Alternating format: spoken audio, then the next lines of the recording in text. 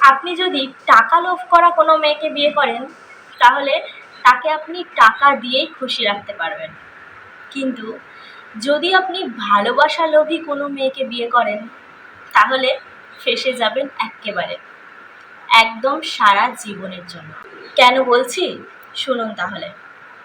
এই ভালোবাসা লোভী মেয়েগুলোকে না ভালোবাসতে হয় প্রচুর, একেবারে দায়িত্ব নিয়ে। টাকা থেকে ভালোবাসার লোভ ভয়ঙ্কর, খুব ভয়ঙ্কর। আর এই লোভ করা মেয়েদের যদি বিয়ে করেছেন, তো গেলেন এক্কেবারে।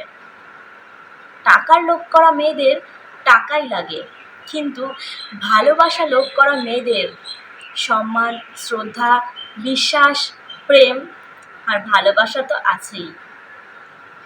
ভালোবাসা চাই এদের। এদের জীবনে অনেক বেশি কিছু চাহিদা থাকে না, শুধু থাকে ভালোবাসার চাহিদা, জীবনের শেষ মুহূর্ত পর্যন্ত।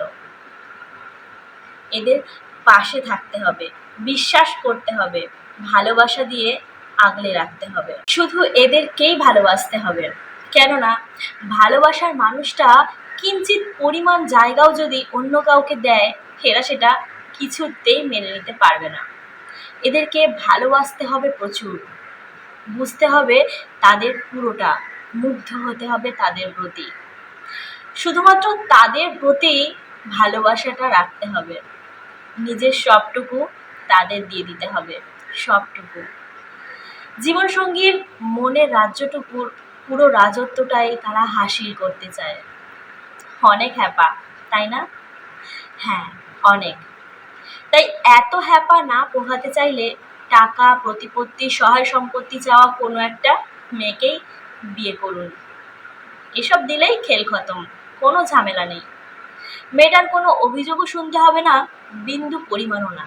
কিন্তু ভালোবাসা চাওয়া কোনো মেয়েকে বিয়ে করলে অনেক অনেক ঝামেলা পোহাতে হবে। একটুখানি ভালোবাসার কমতি হলেই এরা হাজার হাজার অভিযোগ করবে। অনেক ঝামেলা, তাই না?